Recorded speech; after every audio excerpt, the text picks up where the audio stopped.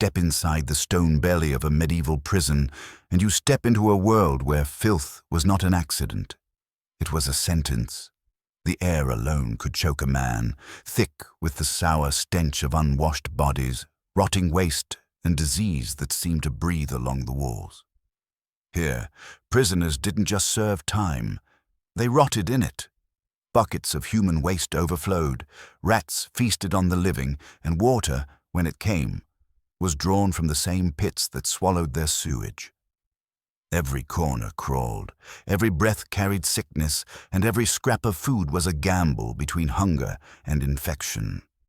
These were not places built for survival. They were slow-motion graves where dignity died first, the body followed, and the stench outlived them all. 1. The stench that could kill. The first thing that hit you wasn't the sight of misery, it was the air, thick, damp and heavy with the scent of human decay. It clung to skin and hair like an invisible parasite. Inside the stone belly of a medieval prison, the stench was a living thing. It curled into the nostrils, coated the tongue, and refused to be exhaled. The mixture was impossible to name without gagging. Layers of unwashed flesh, rotting waste, stale blood, and the faint sweetness of infection. For those who entered for the first time, it struck like a blow. Even seasoned jailers, hardened by years of cruelty, learned to breathe through clenched teeth or cloth-soaked vinegar to avoid vomiting on the spot. The smell didn't just linger. It invaded. It seeped into clothes, hair, and the pores of the skin until it followed you home, a phantom reminder of where you had been. There was no escape inside those walls. Every breath was a gamble, every lungful a taste of death. The air was so saturated with bacteria that illness spread without touch, drifting from cell to cell on currents of rot. To survive here meant learning to swallow the stench, to let it become part of you. Those who couldn't adapt broke quickly, either collapsing into fever or begging for the rope. In the darkness, surrounded by that unholy fog, the prison seemed less a building and more a grave with breathing walls. 2. No toilets, only rot. There were no privies, no latrines, no thought given to dignity. Prisoners relieved themselves wherever they stood, against a wall, in a corner, or into crude wooden buckets that filled far faster than they were emptied. Often, the pails overflowed, their contents spilling across the uneven stone floors, soaking into the straw meant for bedding. In some cells, the waste was left for days, fermenting in the stagnant air until it thickened into sludge. Rainwater dripping from cracks in the ceiling mingled with urine and excrement, carrying the filth into every crevice. The smell never left, no matter how many times the floors were scraped. It was carved into the stone itself, a permanent scar. Prisoners learned to sleep with knees pulled tight, faces turned away from the worst of it, though it made little difference. Rats waded through the muck as easily as men once walked cobblestones. Infection thrived in these damp pools. Sores on ankles, rotting toenails, and festering wounds were common, each one a new invitation for disease. In the absence of sanitation, the prison floor became both toilet and tomb, a place where waste and the dying merged into one unbroken rot. 3. Rats, vermin, and crawling skins. When night fell in a medieval prison, the darkness belonged to the vermin. The flicker of torches faded, and with it went the illusion of stillness. From cracks in the stone, from gaps beneath the doors, from the drains that stank of rot, the rats came. Thick-bodied, slick-furred, and fearless, they prowled along the walls and over sleeping bodies in search of food or flesh. They knew the smell of weakness, the wheeze of fevered breath, the shiver of a dying man. Even the faintest trace of blood would draw them closer. They gnawed through rotting shoes, shredded thin blankets, and sank their teeth into exposed hands, ears, or toes. By morning, some prisoners awoke to find the damage done while they slept. Skin torn, nails missing, wounds already festering. And rats weren't the only ones feeding. Lice infested the seams of clothing and the folds of skin, laying eggs that hatched in endless cycles. Fleas jumped freely between captives, leaving trails of red welts. These pests carried death in their bodies, plague, typhus, trench fever, passing it along with each bite. Prisoners scratched until they bled, and still the itching never ceased. The straw they slept on was alive with movement, each shift of the body stirring the crawling swarm beneath. Even the guards learned to fear the vermin, keeping their boots high and avoiding certain corners. But they didn't intervene. Vermin were as much a part of prison life as the iron bars. They devoured scraps, chewed on corpses until there was little left, and made room for the next arrival. Every night the prisoners braced themselves, not against escape attempts or punishment, but against the crawling, gnawing certainty that something in the dark would find them before dawn. 4. Water was a death sentence. In the medieval prison, water was not life. It was the silent killer. What passed for drinking water was often ladled from the same pits, ditches, or slow-moving streams that swallowed the prison's waste. Sometimes it was taken directly from barrels that hadn't been cleaned in years, their insides crusted with slime. In summer, the water warmed until a green film floated on the surface. In winter, it froze into a solid, foul-tasting block. Either way, it carried disease in every drop. To drink it was to gamble with your life. Dysentery, cholera, and fevers swept through the cells, carried from one mouth to another by the same grimy ladle. Bathing was almost unheard of, not because the prisoners resisted it, but because the water that could clean them was more likely to kill them. Those desperate enough to wash wounds found them rotting faster, the flesh swelling and blackening overnight. Infection worked quickly here. A scratch could turn septic within days, and there was no treatment except amputation, if you were lucky enough to have it done in time. Rainwater was a rare treasure, caught in cracked pots or cupped hands, but even that was suspect. It trickled through roofs thick with droppings, soot, and debris before reaching the prisoner's lips. Some learned to let it stand for hours, hoping the dirt would settle, though the stench rarely left. Boiling helped, but fire was scarce, and guards saw no reason to waste fuel on the condemned. The cruel truth was that thirst would kill you faster than hunger, and prisoners had no choice but to risk it. Every swallow came with the quiet knowledge that the water might already be working against them, seeding their body with the same sickness that had claimed so many before. 5th. Rotting straw. Bedding.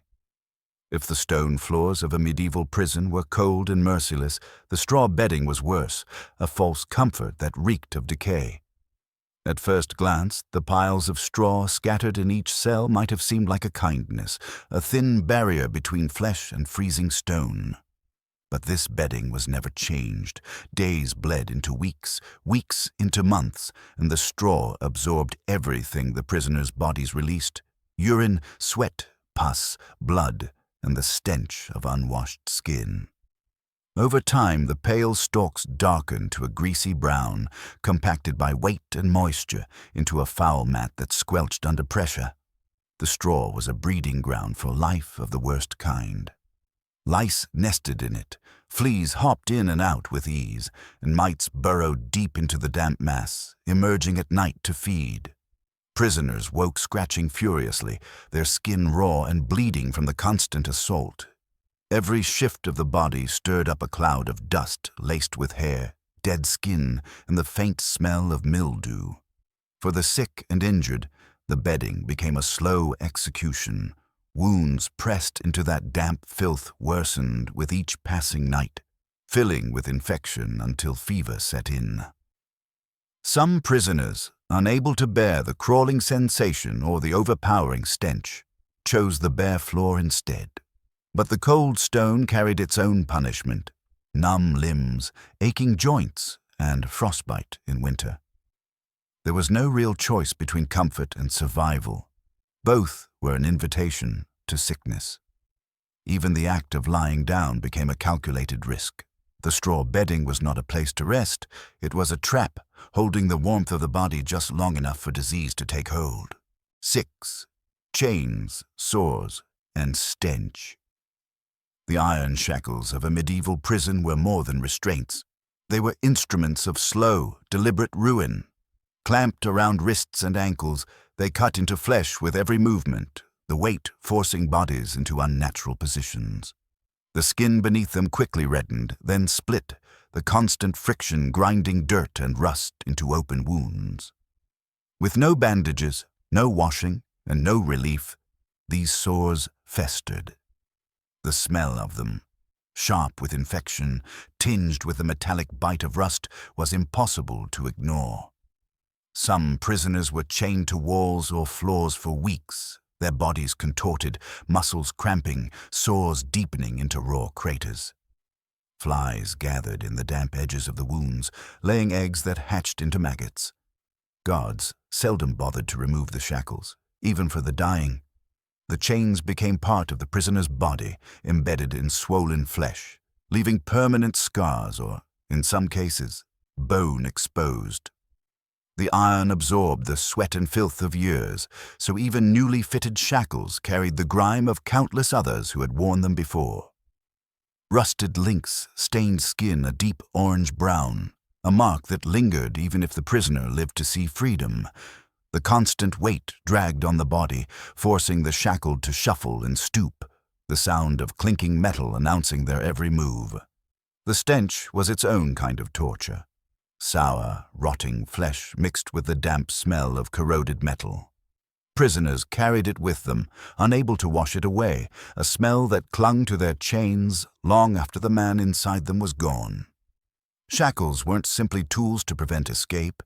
They were weapons designed to break a body slowly until the prisoner became part of the prison itself. 7. Open-air torture of hygiene. For some, the misery of a medieval prison cell wasn't enough. Punishment cells and open-air restraints were designed to strip away not just comfort, but dignity itself. Prisoners were locked in crude wooden stocks or pillories, their heads and hands trapped in place, sometimes for hours, sometimes for days. In this position, they could not swat away flies, scratch an itch, or shield themselves from the elements. Rain soaked them until their skin blistered from cold, while summer sun baked them until their lips cracked and bled. The humiliation was as deliberate as the discomfort. Stocks were often placed in courtyards or near market squares so townsfolk could pass by. Some spat in the prisoners' faces, hurled rotten food, or dumped chamber pot contents over their heads. Others simply stared, enjoying the spectacle of someone reduced to a public display of filth. The longer a prisoner remained exposed, the worse their condition became. Clothing soaked through, waste pooling beneath them, and flies gathering on every damp patch. Punishment pits were no better. These shallow, open holes served as both holding cells and open latrines. Prisoners thrown in were left standing or crouching in their own waste, the smell clinging to their skin for days after release. Guards rarely intervened, believing that such treatment was an effective lesson in obedience. The goal was not just to punish the body, but to crush the spirit. Stripped of privacy, forced to endure the mockery and disgust of others, prisoners learned that in the eyes of the law, they were less than human, and in the open air, there was no escape from the wind, the sun, or the public's judgment, only the slow, degrading erosion of what little dignity remained. 8. The disease factory. Inside the stone walls, disease was not an occasional threat. It was the heartbeat of the prison. The combination of stagnant air, rotting waste, infested bedding, and malnourished bodies created the perfect breeding ground for killers like typhus, dysentery, and the plague. These illnesses needed no invitation. They passed from man to man on the breath, through the bite of a flea, or in the shared ladle of water. Once sickness took hold, it moved with terrifying speed. A single prisoner's fever became the fever of the entire block within days. Dysentery thinned bodies to skin and bone, leaving them too weak to stand. Typhus painted the skin in a rash that darkened before death, while plague left swellings in the groin and under the arms, painful knots that heralded the end.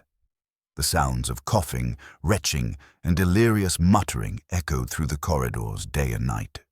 There was no isolation, no treatment, no real hope.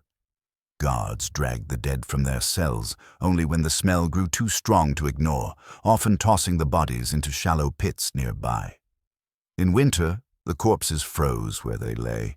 In summer, they swelled and split, filling the air with the sour perfume of decay. The prison itself became a kind of mass grave.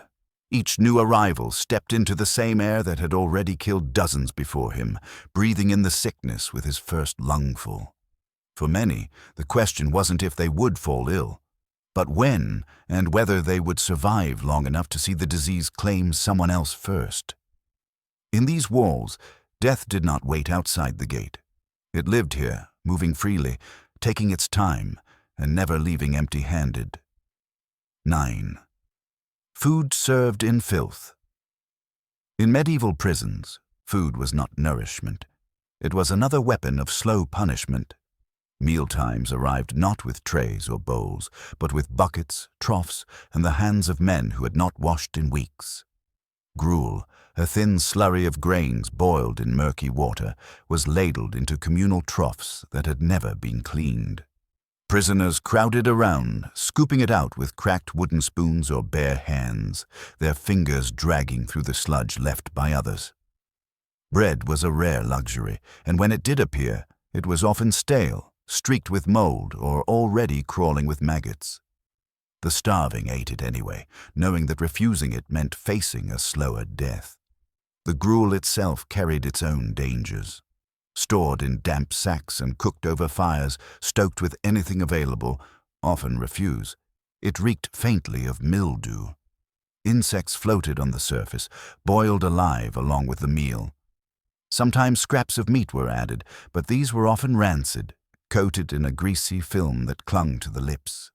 Salt, when used, was not for flavor, but to disguise the taste of decay. Feeding was quick and brutal. Guards dumped the food and left, indifferent to fights that broke out over the largest chunks or cleaner spots in the trough. Prisoners too weak to reach the front were left with scraps scraped from the bottom, scraps that mixed with dirt, straw, and rat droppings. Eating was less a moment of relief and more a reminder of what they had become. Men reduced to animals, feeding in filth. The smell that escaped the walls. The stench of a medieval prison was not confined to its stone corridors. It spread like an invisible plague into the streets beyond. On warm days, the air carried it for hundreds of feet, an unmistakable mix of rotting flesh, human waste, and stale sweat. Merchants complained when the wind turned, market stalls losing customers as the odor seeped through the open air. Even those who had never set foot inside could identify it instantly, a smell that clung to the imagination as stubbornly as it clung to the walls. The prison's design only amplified it. Narrow, unventilated passages trapped years of filth, and every door that opened released another breath of corruption into the world outside. Rain didn't wash it away, it woke it up, carrying the reek down gutters and into the town's water channels. On dry days, dust from the prison yard, thick with dried waste, blew into nearby homes. Locals learned to hold their breath when passing, some even crossing the street to avoid the worst of it. But nothing could truly escape it. The smell crept into taverns, clung to the clothes of guards, and drifted over fields where farmers worked. It became part of the town's identity, a warning, a scar, a constant reminder of what waited behind those walls. For the prisoners inside, the odor was more than just a torment. It was a declaration to the world that they existed in filth so deep it could not be hidden. And for many, that smell marked the only time their presence was felt beyond the bars, when the wind carried a piece of their misery to the free. In such a place, death was not the end. It was the only escape from a stench that even the earth seemed unwilling to swallow.